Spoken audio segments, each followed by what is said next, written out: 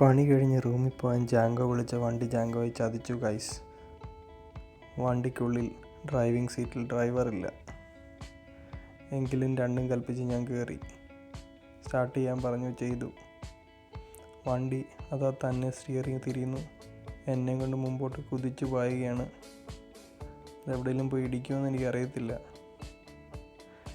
രണ്ടും കൽപ്പിച്ച് പോവാണ്. പതിയെ ഇതാ എൻ്റെ റൂമിലേക്ക് വണ്ടി എന്നെ എത്തിച്ച് കഴിഞ്ഞിരിക്കുന്നു. പാർക്ക് ചെയ്യാണ്. എന്തായാലും ജീവനോടെ ഞാൻ എത്തി. ഇനിയും ഇതിലൊരു യാത്രയുണ്ടാവുമെന്നറിയില്ല.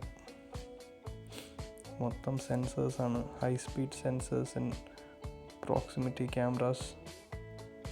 എന്തായാലും ഒരു ഇമോഷനില്ല. ഒരു യാത്ര പോലും പറയാതെ ആ വണ്ടി അതാ എന്നെ വിട്ടകന്നു പോകുന്നു.